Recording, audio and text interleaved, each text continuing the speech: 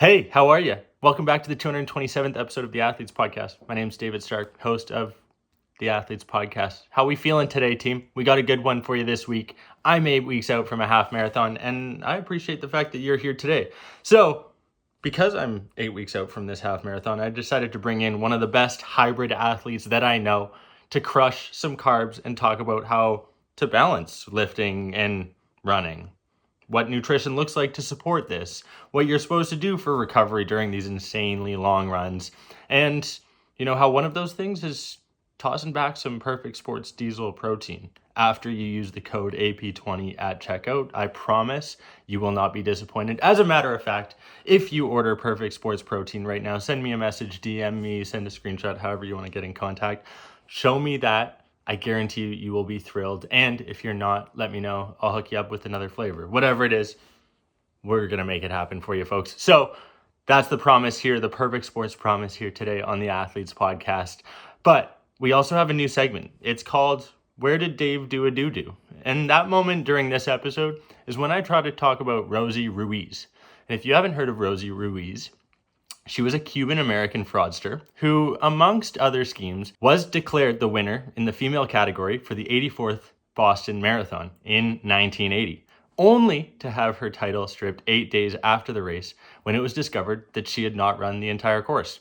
So, all this being said, we're on the running train. We're not going to cheat. We're going to try and get this half marathon done in under 2 hours. And if you are on the running train as well this summer, because, we got some hot girl walks going on, I want to make sure that you're involved in our community. We get you going, making sure we're going on runs, whether we are in Calgary, Vancouver, Toronto, Halifax, wherever we are. We're going to be having some fun. So let me know down below where you're listening from. I appreciate you being a part of this journey. 227 episodes in. It's kind of crazy. And let's get to this episode featuring Liam Redmond. Here we go. You're the most decorated racquetball player in U.S. history. World's strongest man. From childhood passion to professional athlete. 8-time Ironman champion. So what was it like making your debut in the NHL? What is your biggest piece of advice for the next generation of athletes? From underdogs to national champions. This is the Athletes Podcast, where high-performance individuals share their triumphs, defeats, and life lessons to educate, entertain, and inspire the next generation of athletes. Here we go. Thing off. We just keep chatting the way we were, but now we get to have a little sip. You said you started off by saying carb loading is important, right? Yeah, carb loading is important. Alcohol is definitely the worst way to do it, but carb loading is for sure important. The post hangover. Yo, I actually have to start off this by thanking you for a year and 8 months at Clearco, introducing me to My First Million, because their podcast has led to, their agreement, the gentleman's agreement. Yeah, gentleman's agreement. So we have the athlete agreement here on the Athletes Podcast. Yeah. Where, obviously, if you're watching, consuming this content, you need to hit the subscribe button. It's not free. It's not free. No free ads. And everyone's got to pay to play. That's the way we operate here. So like, comment, subscribe. What are the other asks? Leave a 5-star rating. Yeah, or review. Let us know your favorite part about this episode. You're going to learn a lot from Liam, probably one of the smartest individuals I know, both in the fitness, health, as well as growth, business mindset. What else do you do, dude? Jack of all trades from overseas, across the pond, Guinness connoisseur. Yeah, great at splitting the G. I'd say pretty above average at Salesforce. Decent at Google Sheets. I'm kind of just slightly above average at most everything I do. And you have the ability to run a sub 3-hour marathon, deadlift over 500. Dude, over 500. If we're talking hex, I almost made it to, just a tad over 6. Ooh. Yeah. I mean, yeah, that's pretty good. Once you get into running, you realize that hex is more. It's not that it's more impressive than conventional, but it's just more applicable. Yeah. It is definitely a safer way to do it too. Less load on your back, less injury risk. But, it's funny. It's one of those things where I'll give people advice that if they're not into powerlifting or into bodybuilding, my friends who get into lifting, I'll be like, oh yeah, you should do hex bar deadlift. You don't need the conventional whatever. I go to the gym if someone's using the hex. in 10 seconds, I'm like pulling out the conventional. I'm like maxing out. I'm like one of those, like, I don't do the advice that I give all the time, but yeah, there is something nice about just maxing out on deads now and then. Do as I say, not as I do. Yeah. Typically, most trainers fall into that block as well. They're just like, oh man, I tell people what to do all day, so I'm not going to follow my own advice, and I'm just going to F off because they think that they can do it, and that's just not how anything gets done in life, you know, whether it's in business, whether it's personal, whether it's fitness. You want to talk about Sunday, how that went down, the little steamy event, a little wet and steamy? Yeah, a little wet and steamy. So this Sunday, just gone, did the Mississauga full marathon. It was my 5th full marathon, like actually like in a race. I ran the distance 7 times. 2 of them were just like casual training runs. Like, Sundays? Yeah, casual, you know, any other Sunday. And like, yeah, when we were talking about, you know, doing this podcast, I was kind of reflecting on all the different races, and like I think I've gotten something different out of all of them. Obviously this is super recent because it's Wednesday when we're recording this now. But on the race just gone, yeah, biggest thing. So I ran 3:10:03. My PR is 2:57:08. So obviously a you know, decent margin off of that. But the biggest thing was just that the conditions were like, it was 16 degrees, I think, on the start line. And like it finished at like 22 when I finished. And like, it starts in like Celebration Square, I think it's called, in Mississauga. This is the second time I've ever been in Mississauga, so I'm not super familiar with it. And then it like finishes, I think, in Port Creda. And it was like 93% humidity, you know, big headwinds. So like not ideal conditions. Like the marathon themselves were like emailing people the day before being like, hey, look after your hydration, all this sort of stuff. There's like a green, yellow, red sort of system for marathons. This was a yellow, which is like less than ideal. So yeah, I don't know how in detail should I get with the I mean, race like, recap thing. From your perspective, obviously we learned that not all people PR every single time you hit your next race, right? And sometimes you just got to get after it. And I think that's one thing, even if you're not going to, based on your pace, and like, I'm not a runner, but in 10 weeks I got to run some Calgary half marathon crap, and I need to learn from you over the next 45 minutes of how the heck I'm going to do that. But one of the things that I know is that even if I'm not on that pace to make sure I'm sub 2 hours, which should be no brainer. Yeah, like sub 2 hours should be fine. I've been chirped. If I don't get that, then I'm gonna have some relationships fall apart. But either way, even if I was over that pace, you got to keep going. Yeah. Like there's been probably like two races where, you know, very early relative to like the full marathon distance, where I was like, time wise, this is not going the way that I wanted it to go. And actually, like the one just on Sunday, it was about after like 3K where I was like, my heart rate for how easy I'm running from like a pace perspective, I think my first few Ks I was averaging about 405, 410 per K, in between there, which is like 257 is like 410 per K. And I was like, oh yeah, there's no way I'm going to be able to sustain this effort for 42K. Even though like 2 months ago I averaged like 345 per K in like the Burlington half, but you still have another 40 kilometers, you know, give or take, left to run. So at that point it becomes less about like, what time can I run today versus like, how can I put in a solid effort? How can I still come away with something good out of this race? And I think it's definitely the mental aspect.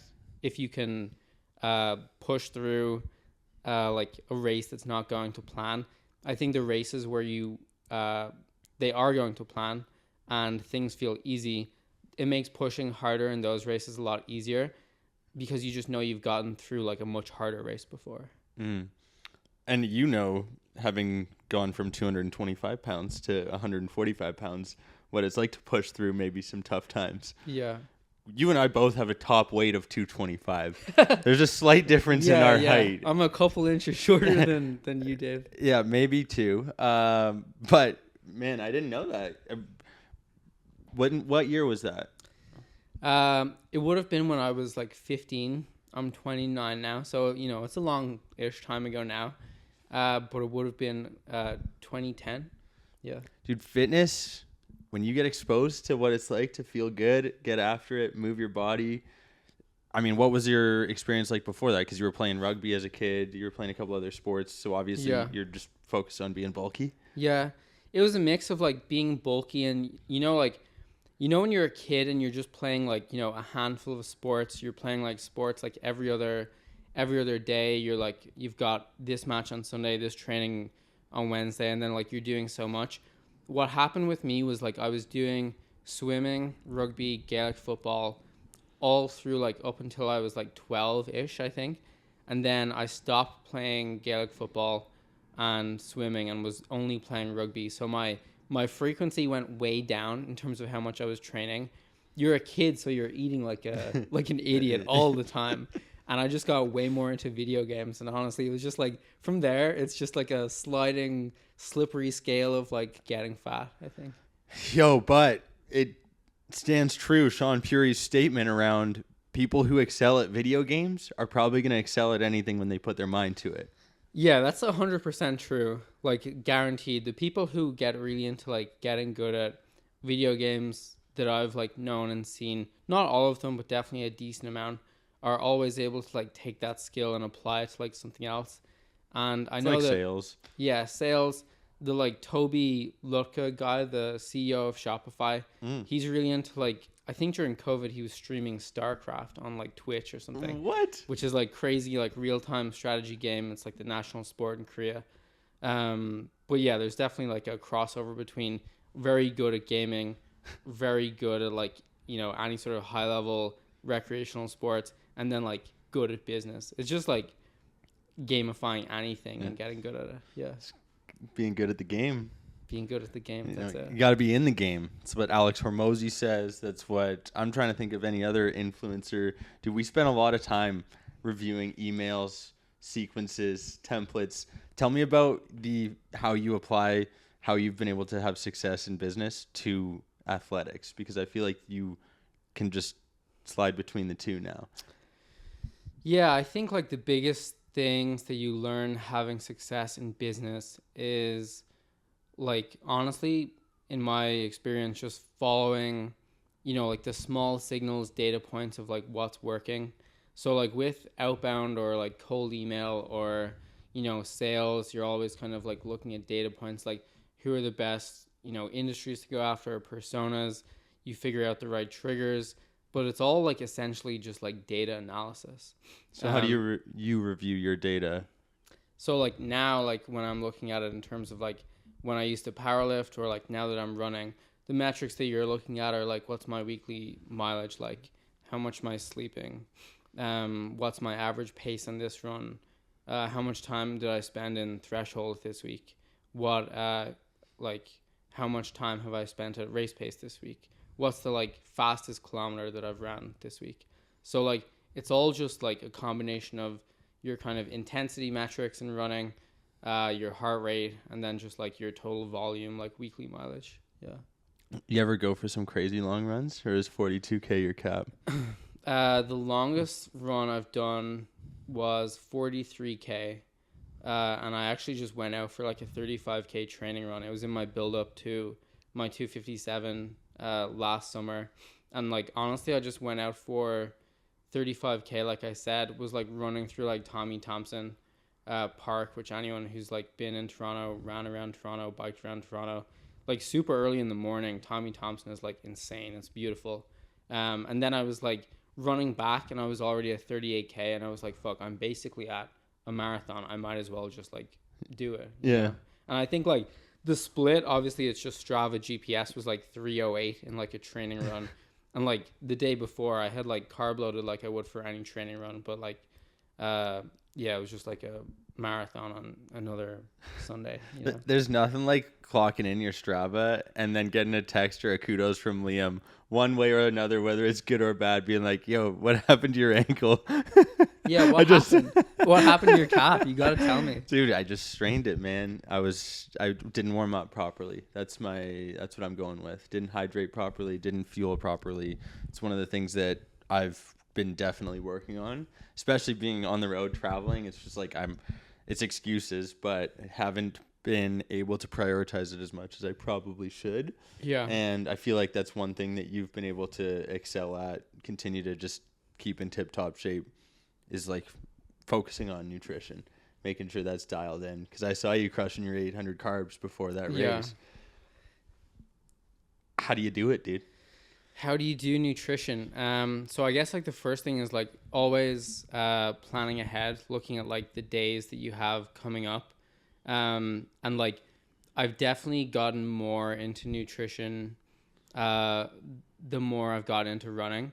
I think when you're into like bodybuilding or the gym or fitness, it's all about, usually you're looking at nutrition from like, I want to get shredded and get abs for the beach perspective. What are you talking about? Never heard of that. Yeah. It's hard though, dude. No, not saying it isn't hard, but when you're looking at nutrition from a performance perspective, I think like when you've been on a long run that's like 2.5 hours long and you feel flat because you didn't eat enough carbs the day before, or like you didn't hit a pace or a split, like, and you're still like trying as hard as you can, when you've like felt the difference of those two things, I think you just know how important it is. So like taking a day where you're trying to hit 800 grams of carbs as a goal, as an example, you just got to start super early. Like I would wake up and like first thing I'm eating like 2 bagels, which is like the ones you get from Farm Boy. I think they're like 80 carbs each, and then have like a banana with that, some honey. You're hitting 200 grams of carbs out of the gate. When I was like into fitness and bodybuilding and trying to be shredded, I might eat 200 grams of carbs in a day when I was training. You know what I mean? So I'm probably in better like lean sort of like condition now. So it's funny, but How would you balance that though? Because you've seen both ends of the spectrum. yeah, I think balance in that perspective comes down to like, if you're eating 800 grams of carbs and you're not running 100K a week, What are you doing? like what are you doing it for? You know, like I think getting very in line between your intake, especially carbs in endurance sports, and what is your actual like activity level, learning that balance is very important, because if you're under fueling, that's how you get injured. And if you're, well, actually, I don't know if you like really can over fuel, but I guess it's like if you're gaining weight and running like 100K a week, but like that, if someone could do that, that'd be impressive. I feel like that's like pretty hard. You have to be really like, I don't even know what you have to be doing, but you know, like Christian Blumenfeld, I don't know if you know, like the Ironman sort of guy, he's like, has like the world record in, or I think it was been broken, but in like the full Ironman, him and kind of that big like Norwegian elite end of the Ironman triathlon world, they're like eating like nobody else. And their trainer or coach is this guy called like Olav something, and it's like the pinnacle of this like kind of elite endurance like little bubble that's circulated and like started out of Norway. But he looks at training for Ironman or triathlon from like a demand based perspective. So he's just looking at, okay, if they're doing 36 hours of training in a week, the constraint or the limiter is just the caloric intake that they need to perform that. So he's like literally looking at how many calories are they burning per hour per day, and if they're not meeting that, how can they expect to like perform? Right. Just super long-winded way of saying like, yeah, when you get to these like high levels of endurance, like sports, carbs and calories are everything.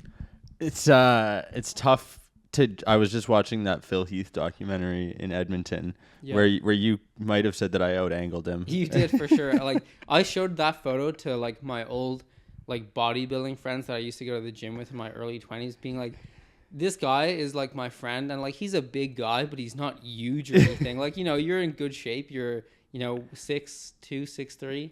Yeah, sure. We'll go with that. Yeah. 6'2", Yeah, 6'3" in a suit. And then I was like, look at him beside Phil Heath, and they would know Phil Heath from the Olympia stage. I would show that photo to like people. They'd be like, what the fuck? Yeah, dude, so thank you for the compliment first off. I appreciate it.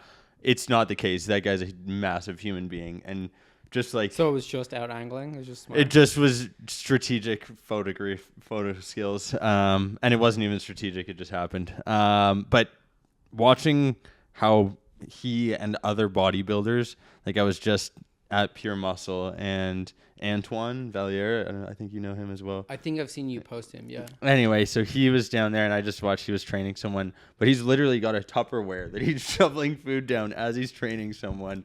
And it's like, that's just part of the gig. Yeah. And they're eating for hours per day, shoveling food into their mouth. And I'm like, I have been trying to get my 3,500 calories in, and that is a struggle. Yeah. And it's like 250 grams of protein if I'm lucky, and that's so hard. Yeah.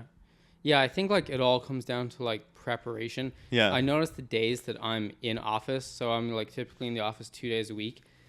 If I'm like in a really like high intense period of training, like let's say I'm typically doing my like running workout on a Wednesday, I'm like having a shake and some carbs, like a bagel or something immediately after I'm done. I'm having some carbs before, like a gel or some sort of drink.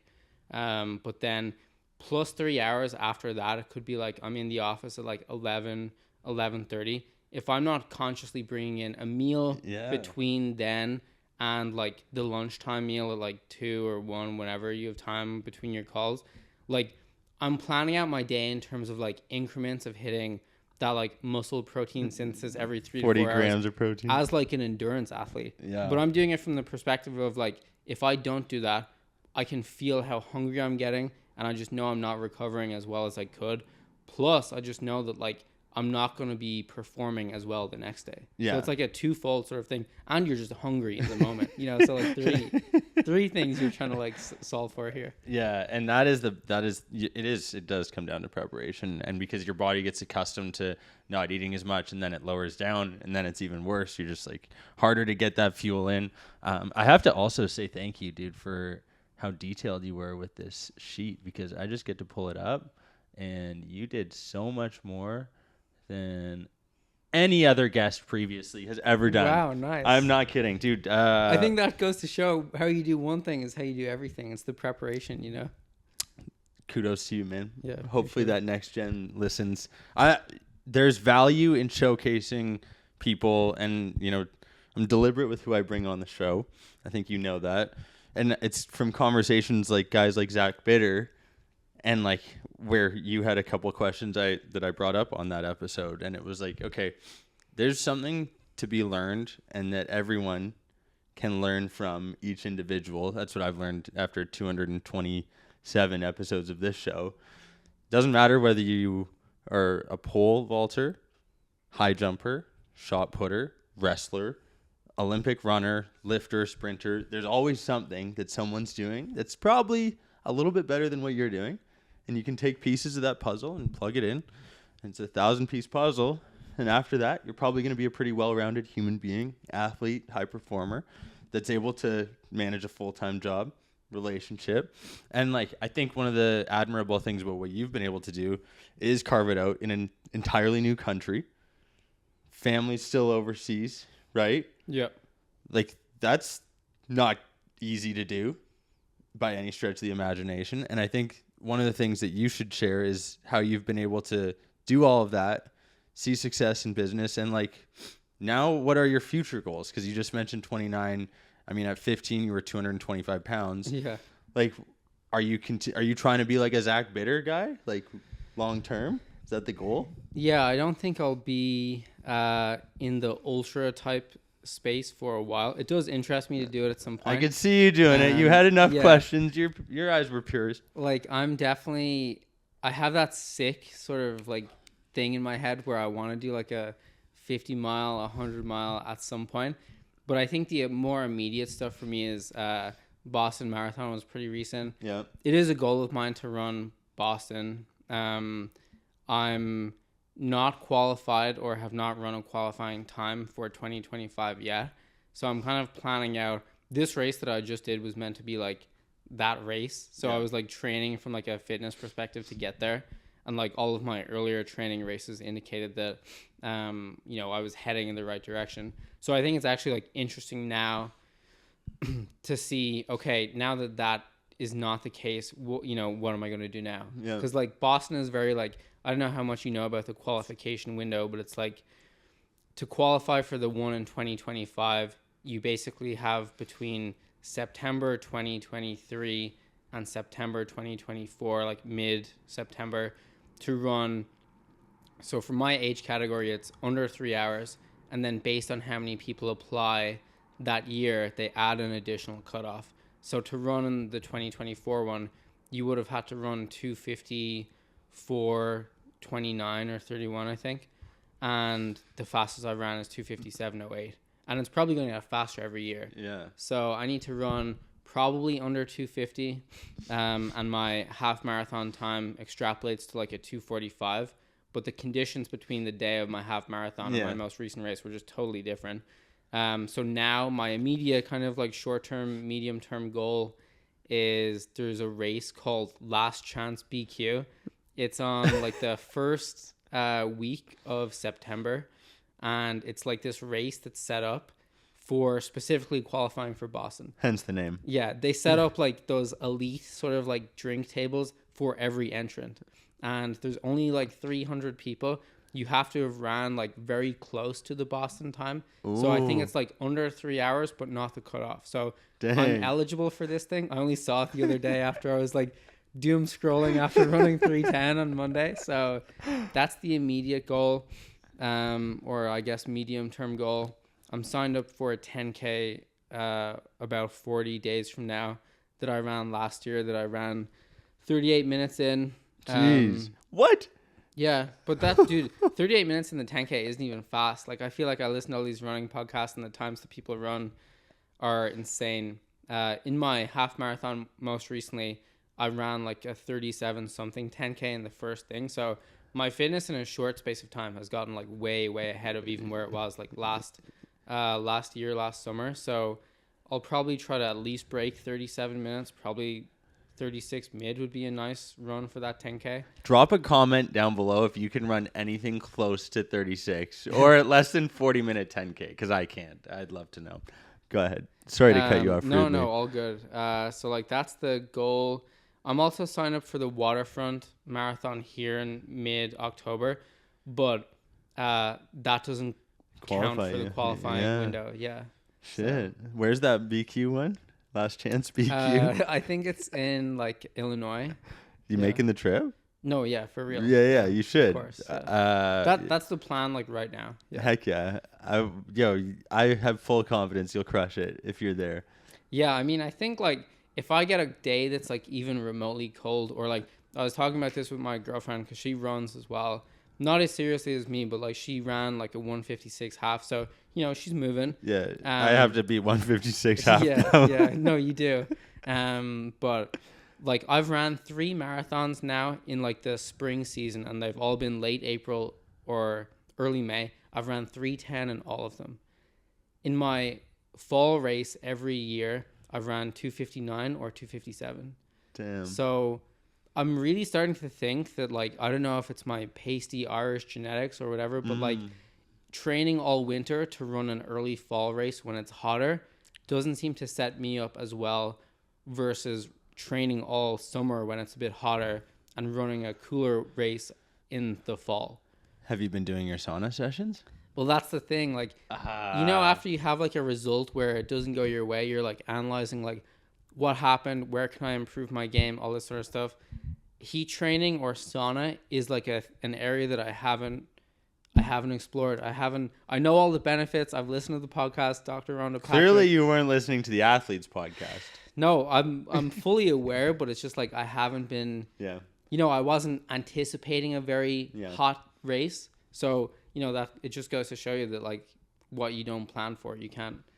You know, everyone's got a plan until life punched in the face, whatever. Yeah, Mike Tyson, baby. I only have to bust your balls a little bit because I could not even run close to a 3:10. But I do sit in the sauna, and that's my justification. I'm like, hey, listen, I'm heat training. Yeah. And like, I know that 20 minutes in the sauna, 4 days a week, according to Dr. Rhonda Patrick, it's like as good as low intensity steady state cardio. Yeah. Thank you. And it's ridiculous how much better. And I would sauna religiously after workouts, and I had done no cardiovascular training and months in between. And then I'd go out for a run. I'm like, oh, this is all right. Yeah. And I'm not a runner. You guys can see, but I'm working on it. And I'm like, I can sauna and have this replace 1 or 2 running sessions all day. Yeah. All day. It's the best thing. Dude, the sauna isn't easy either. Like, Yeah. I've done a couple, like, Epsom salt baths where it's, like, reasonably hot, and, like, I'll, like, really, like, crank it up as hot as my tub can go and, like, sitting there for 20 minutes. Usually I'm doing that for, like, a recovery muscle soreness type thing. But, like, it's not easy to stay in. It's hot.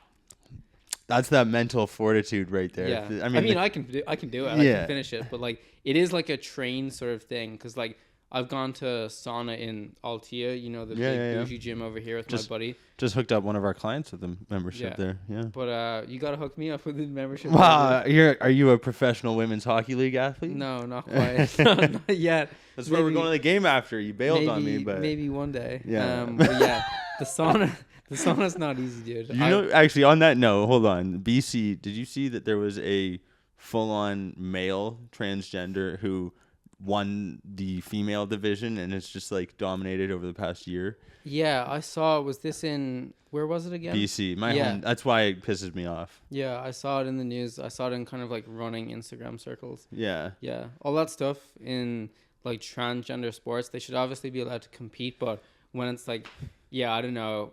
Let me just sauce for 20 years and then get off it, jump into a division where no one else has been on the sauce, and compete against them. Yeah. It's the equivalent. I think it's like, it's crazy. It's tough. It's tough not to get too diluted. No, of course. Like, definitely they should be allowed to like compete, but they should just have their own thing. Yeah. Like, especially like in combat sports, the UFC. It's dangerous. Yeah. Joe Rogan's obviously talked a lot about that, but like, yeah. I mean, I'm all for everyone competing, but like, it just doesn't physiologically make sense. Yeah. Something we got to bring up. We're on a podcast talking athletes. This is just, dude. Yeah, you know. Keeping it real. And sensitive subjects still need to be talked about, right? So I'm walking through Tommy Thompson Park, or maybe running, hopefully, ideally, and it's in the morning, and I get a little head nod from Liam Redmond. What does that mean? What's the runner's head nod?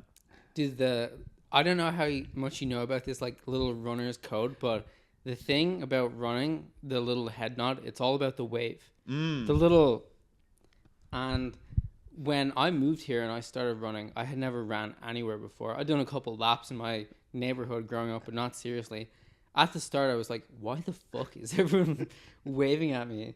Like, this is so, I just hadn't come across it before. Yeah. But now I kind of like obviously know the runner's code. You're out there like long enough. If you don't like give the little back, dude, that's tough. Not kosher, eh? I'm still not an instigator on the wave, but like if people wave, I'll wave back for sure. Well, and you have it going both directions typically because you're going up and down Lakeshore, so you'll see someone going down the other direction. Yeah. And I feel like reading books like Breath by James Nestor contribute tremendously to you being able to train the way that you do. Fact? Yeah, I mean, like you can even see the little like book thing here in front of you. Breath from James Nestor, great. Nasal breathing. The summary is just like slow nasal breaths are the key, especially on your easy runs. If you can't like nasal breathe, you're probably running too hard. Do you mouth tape? You know, I've tried it for sleeping. I have a bunch of mouth tape in there.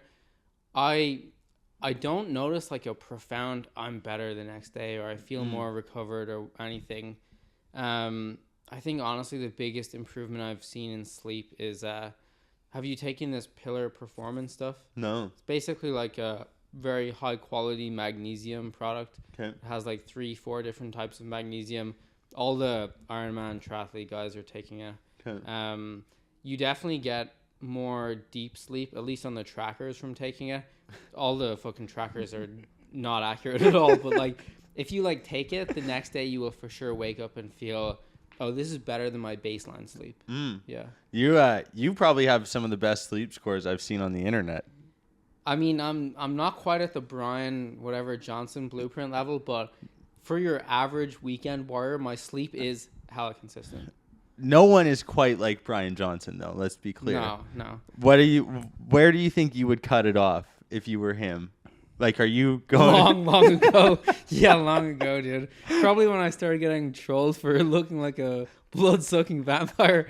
But I mean, he's obviously doing a great service for the human race. But yeah, he's taking it pretty far. I'm not actually sure what his angle is anymore because he seems to be crossing into like very clickbaity, Instagram-y. Dude, he's building a business. I know.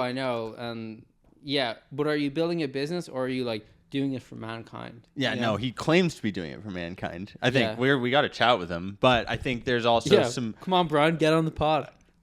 He said it. Evan, our CEO at Expert VR, is on the Blueprint diet, and oh, nice. I talked about it with Justin Rothlingshofer, who is a performance coach from Own It, he started Own It, just released a book. Shout out to him, actually, #1 bestseller on New York Times. But that being said, he was like custom versus kind of quote unquote blueprint, where it's standardized 3,000 people all going through the same kind of system, where it's not necessarily catered to you directly, which is same as that magnesium product. It might be great for 95% of people, but there's some things that other people are deficient in that they just might not even be aware of. So that's why it's important to go get your stuff tested. To your point, testing data, analyzing Have data. you ever done that, like inside tracker testing stuff? Jonathan Levitt actually sent me a tracker, an inside tracker code to go get it done, but it's all in the States. Dude, being in Canada, we're handcuffed. Dude, Canada, there is nothing here. It's the worst. There is nothing. It's the worst. Yeah. And then we're just getting taxed 60% on everything now, thanks to Mr. Trudeau. Shout out Justin Trudeau. I didn't want to bring every Instagram page, every Canadian I see just hates Justin Trudeau.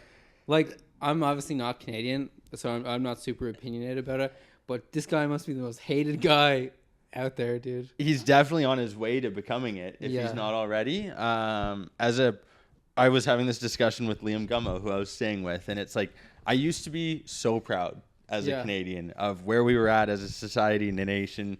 Not to get political here, because I think at a certain point they start censoring podcasts if you chirp too hard. Yeah, so I don't want to dig too hard at the Canadian, establishment. And shout out Canada.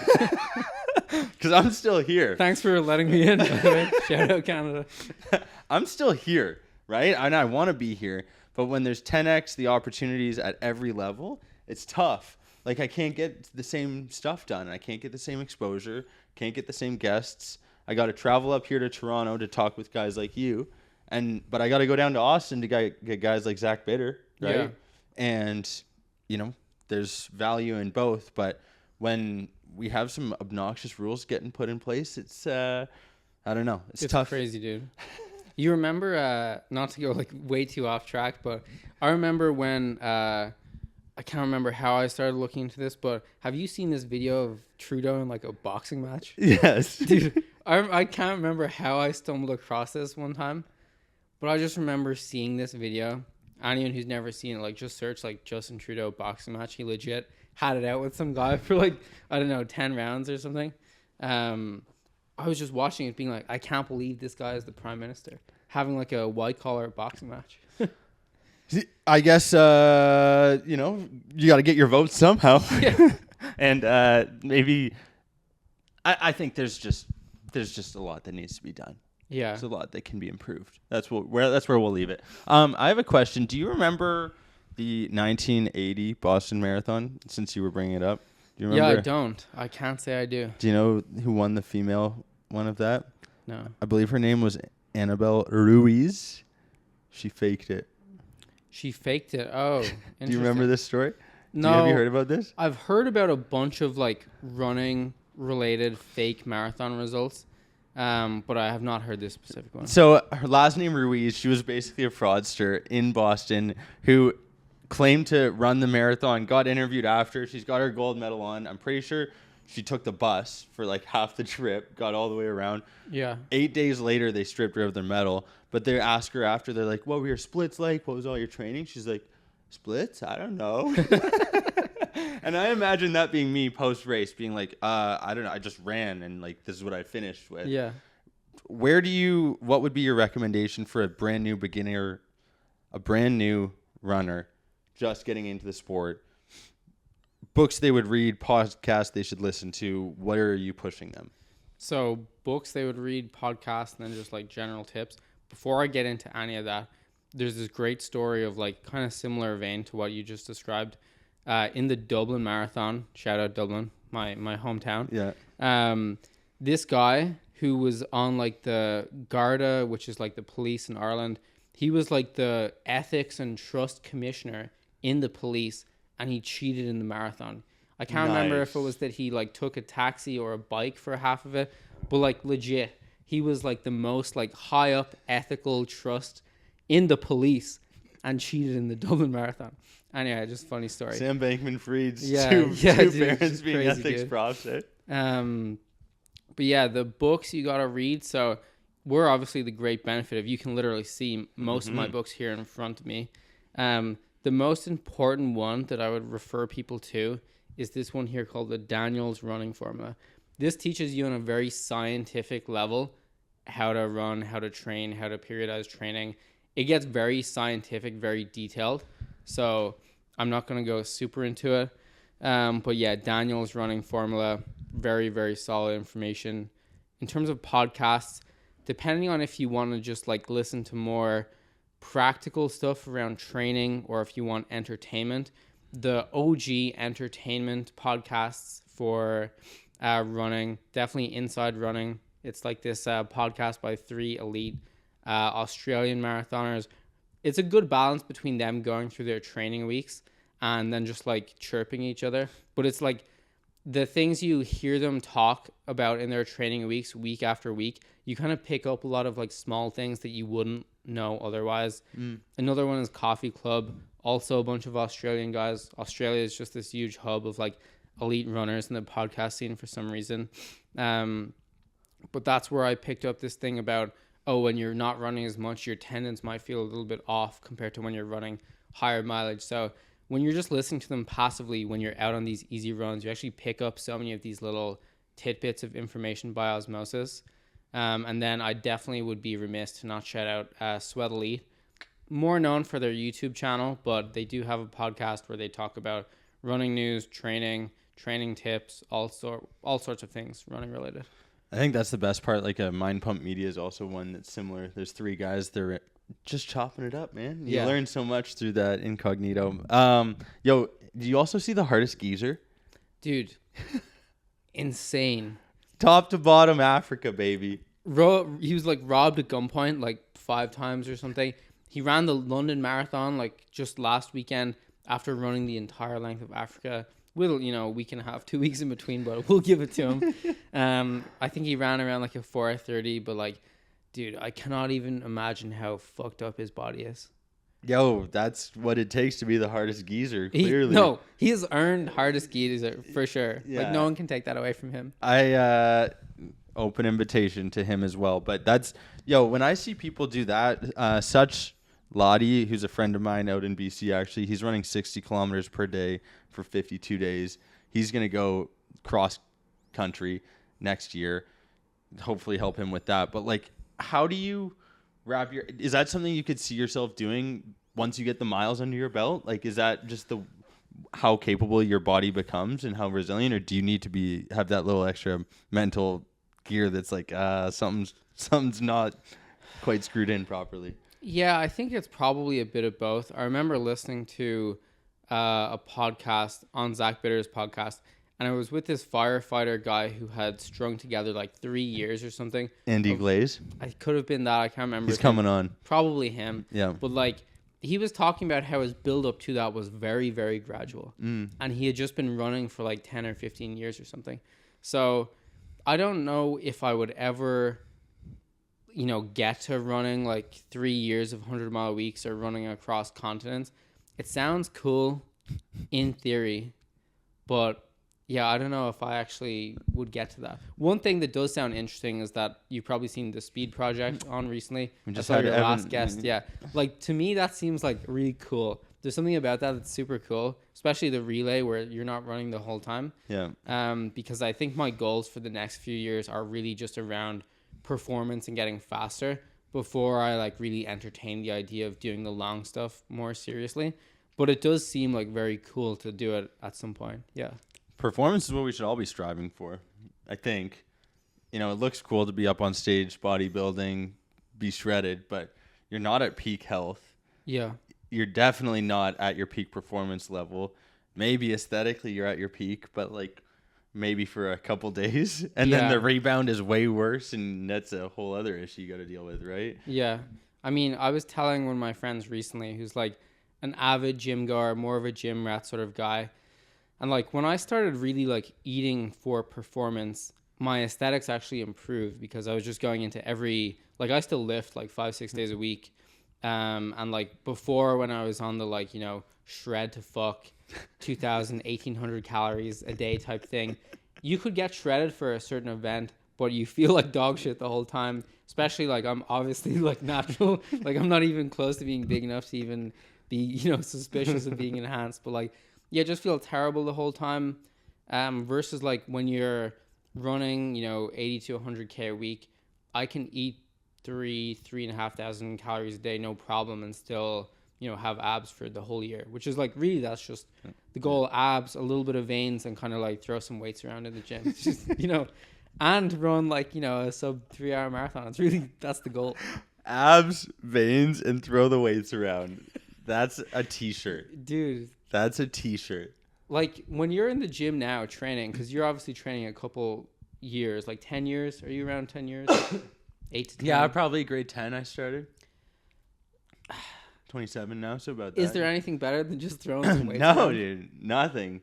And like, especially if you get a good gym buddy and you got some extra motivation out of the female client around you, like, oh man, best weights throw up. Like, yeah, there's just something different about it when the gym's busy, when there's just another level that you can get to when there's that energy around you. Yeah. It's tough to describe. And I heard some bodybuilder talking about his like 900, 850 pound squat. And he's like, there's something about my vertebrae compressing under the spine here that just gets me going. And he said it was like, it's that or the runner's high. Yeah. He's like, I've never felt it from any other thing other than being under that bar with 800 plus pounds or running. Yeah. The heaviest that I've squatted was like 445. This is back in like my powerlifting days. Jeez. And like I can show you the video after this. Like I almost got crushed by the roll weight forward? at the bottom. Roll forward a little bit, but like I was like taking powerlifting as seriously then as I take running now. So I just had so much like, I'm going to say brute strength rather than like great technique. Yeah. That I really just like Willed it up. willed it back up.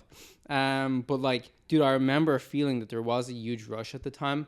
But for sure, my favorite lift of all time is like deadlifting conventional, like 545. I have this great video in like, this was arguably one of the more like hardcore weightlifting, powerlifting gyms in Dublin. It was called Raw Condition. They had 2 locations, but shout out Raw. That's where you went right after high school, right? Yeah, right after high school. Day after. Dude, literally the last exam, signed up for my gym membership to get after it. But yeah, I remember feeling a huge rush deadlifting 545. I was so like, I don't know what it was about like deadlifting that weight, but it was just a big goal for a long time, and it felt like real weight. Yeah. You know? Yeah, I hex bar deadlifted at San Pedro's 525, I think, and that was a big one. Yeah, and I didn't like know that I could do it, and I haven't tested it since then. But it's like you get over 5 bills on there. That's saying something, you know. It's not nothing, you know. It's definitely not nothing once you get over 5. Like one thing I've noticed about the deadlift, not to get super inside baseball about the deadlift, but fuck it, we're here. I've noticed that out of any lift, that it's one that I cannot touch for a long time, but because I've been like pretty consistent over the long term of years, that like I could not deadlift for a month or 2. When I go back to it, it shoots right up. It's because it's still recruiting so many muscles within the body, right? It's not just like a bicep curl where like if I don't do these, my biceps are going to get smaller and not as strong. But if you're still consistent in the gym, working your whole body, theoretically, not a lot of that is going to regress to the point where your deadlift goes down. It seems like that's my justification. Yeah, that could be it. Anyway. I don't know. I'm a fitness enthusiast, dude, like we talked about earlier. And, I want to make sure we cover everything that you wanted to cover on this. Because I like, we went pretty far off topic there, but your tips about running your half marathon. Yeah. We can get back to that. Let's and like, do that. I think that'll actually like check off a lot of boxes. Perfect. So I think, so I ran a 1:19:24:25 in the Burlington half at the start of March, which is about like 3:46 per K.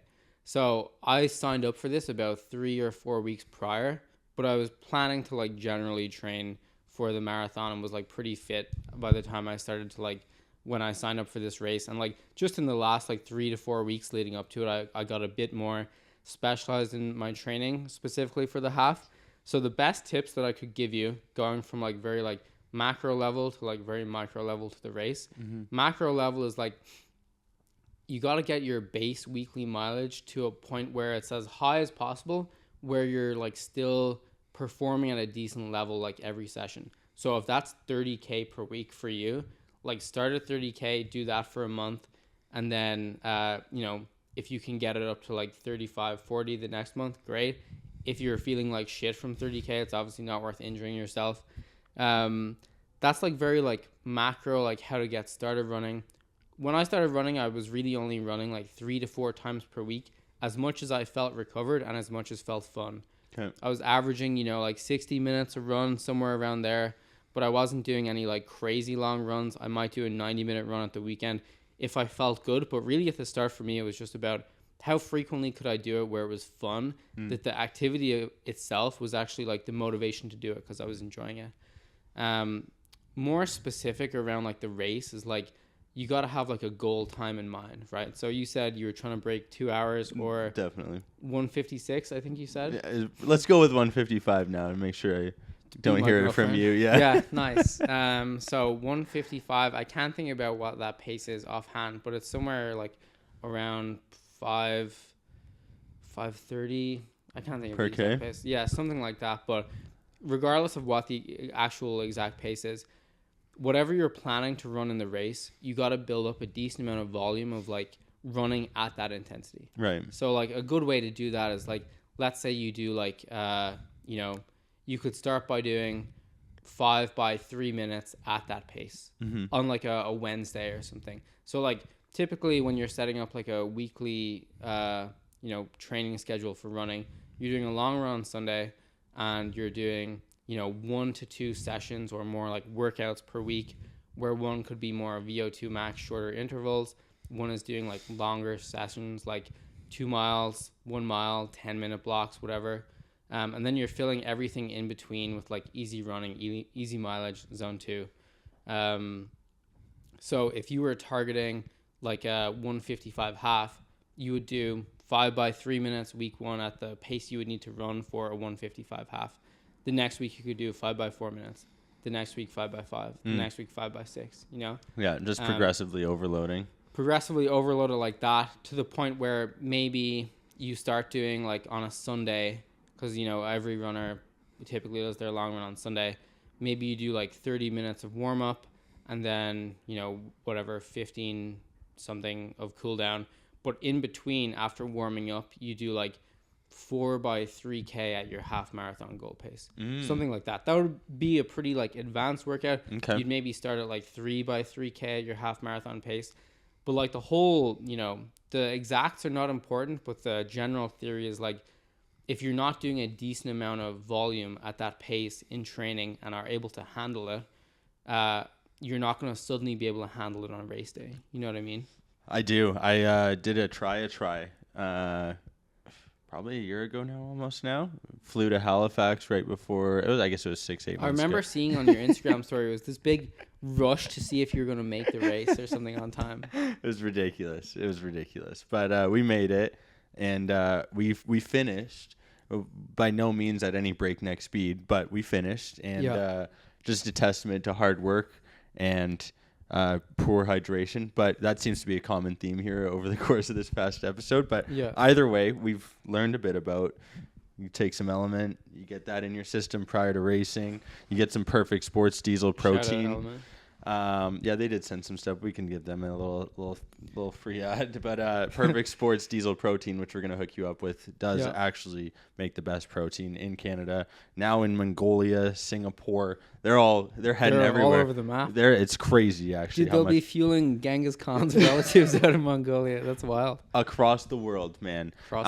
And they'll be fueling all of Huberman's friends and folks who listen to his episodes, that's where we gain a ton of knowledge. That's where you've gathered a ton of your knowledge as well, I gather. Who are those people that you would suggest folks listen to as we wrap up here? Or if there's any other piece of advice that you want to leave our guests with, or our listeners with, I should say, not our guests. I usually wrap up by asking the biggest piece of advice for the next gen. And I think an interesting segment here would be for you to share who those other people would be. Maybe not in the running specific space, but I think you also do a lot of self-development work. You're just a very smart individual, and I think people should listen to what you have to say, both from a personal, physical standpoint, but like, you know, how they're going to get better. So I think with the whatever advice to the next gen, I think the number one thing would be like, if you do these physical, you know, things that scare you and that are really hard, I actually don't think it matters if it's a 5K, 10K, half, marathon, tri, full, 70.3. It doesn't matter, you know. You should set a big goal, you know, that's like 6 to 9 months in the future that scares you a little bit. Mm-hmm. Because if you do that, it gives you, one, enough time to kind of prepare so that you're not going in and have a terrible experience. But two, you know, I think everyone now in like modern society is like extremely sheltered. I'll talk about going on 20-mile runs at work and people are like shocked. They're like, I have no idea how you do that. And I'm like, fair. Like, you know, not everyone has to be into running, but oftentimes a lot of these people, they're not doing anything that's physically hard. Or they've never tracked their macros. Yeah. Like whatever it is, but just like once you have done one of these big physical feats, it makes everything in my life so much easier. It makes the hard things you deal with in an office job seem like a joke, seem so trivial. Or even if like you get, you know, a tough thing pop up in your personal life, if you're going through like a family issue, you're going through a health issue, it's not the same thing. The stakes are not the same, but the skills, mental toughness that you build up through these physical events are definitely transferable. Yeah. So true. Well said, dude. It's like I have a smile on my face because I just like you articulated that so well. Yeah. And people don't realize what doing hard things will do for your mind afterwards. It calluses the mind, you know? And there's nothing harder than when you have 225 pounds above your head and you start shaking at 6 a.m. in the morning, dude. Or you go on that long run, you're like, yo, after that, life's easy. Dude, 100%. Like, you know, Henry Rollins, that guy who writes for the Rolling Stones, he has some great article about like how 200 pounds is always 200 pounds.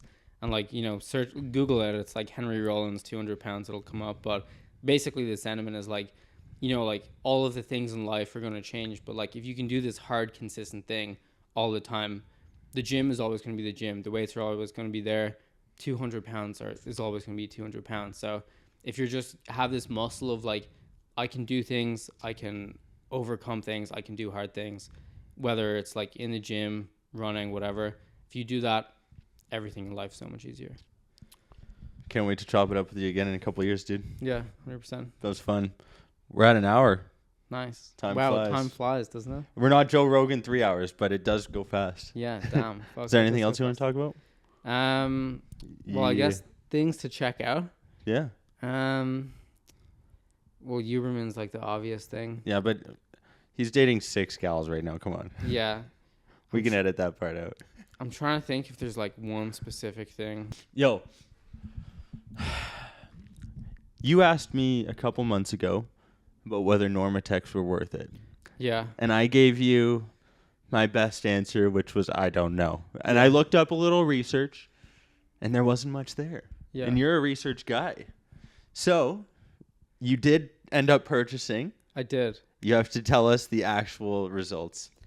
My 3 to 4 month like take on Normatecs, I bought them mid-December last year.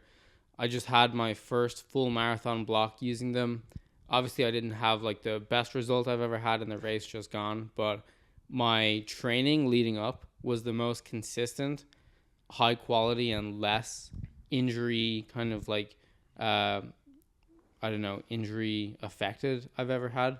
I had like a big tendonitis issue for most of 2023. I didn't have as much issues with that. And definitely I was like fresher going into like every single run, specifically with every double like second run that I was doing in a day. So my overall verdict is like, if you have the money, if it's not like a huge stretch, or like I used my Amex points to buy them when there was some big like promo on them. So like if you can get them and it's not a stress, they definitely help. I wouldn't like go into debt to get them, but if it's no big thing and you're curious, worth it. Normatex, magnesium, anything else you would add to the system? Diesel Sports Protein, we know that, obviously. Yeah, you obviously seem like you're a big fan of the diesel. I'll have to try it and get back to you. Ashwagandha KSM 66. I've been taking that for years. Yeah. A lot of people I don't think know about that, but that extends just like your little personal health bar to like train and recover, I think, quite a lot. I know I'm obviously big into my single origin coffee. Dude, coffee is like at the heart of like every real endurance runner's like actual performance stack. I think it doesn't get talked about a lot. And do you know Menno Henselman? No. He's one of these very like evidence-based fitness guys in more of the bodybuilding lifting space on Instagram. But I saw he recently shared a thing that was like that thing about waiting 90 minutes for caffeine. It's crap. It's crap, dude. Yeah. That was. I think Atia threw out some research, found out that too. Yeah. Thank God, dude. Justice is served. I remember waiting an hour to have my coffee, being like, "Fuck, I just want to be optimal," like the guys say, hating every second of it, and then immediately going back to just having caffeine as soon as I wake up and feeling like there's no difference. I disagree. That's okay. And it is okay, but I found that I actually felt the caffeine when I waited those 90 minutes, and I didn't have that crash in the afternoon. And maybe that is the placebo effect of reading the research, and that's what it happened. But when I do it, I'm like, maybe there's a little bit of merit to this. So who knows? All that being said, also caffeine impacts people differently, right? Some people are 12, some people are 6 hours to metabolize. I think that's totally fair, but it draws like an important thing about like placebo. If you think it's going to work, it probably will, work. It also draws the fact that like, just do what works for you. Yeah. So many people are stressed out, and like this is where we'll wrap it because I have to go watch a PWHL Toronto game. But like, you got to do what works for you. If 800 grams of carbs is what you need, which is probably a minimum for what most people need if they're running a marathon, right? Yeah, for like a couple of days leading up. Right? Yeah. Okay.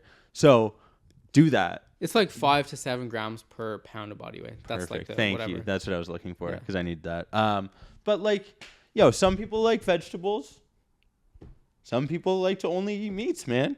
If that's what floats your boat, do it. You're probably not going to perform your best though if you're trying to run. And like, that's where I think we should leave it. Yeah, I think that's a good place. I think that's a good place to leave it. We had a lot of politics. We had a lot of we were all over, but hey, this is what we get to do another one for, right? Great. Thank you, man. I appreciate your time. You I too. appreciate our couple of years of friendship now. You've been teaching me lots. Dope, dude. Yeah. I'm rooting for you. I appreciate it. Well, many more to come. For sure. And hopefully I get a better marathon score than your girlfriend. Fingers crossed.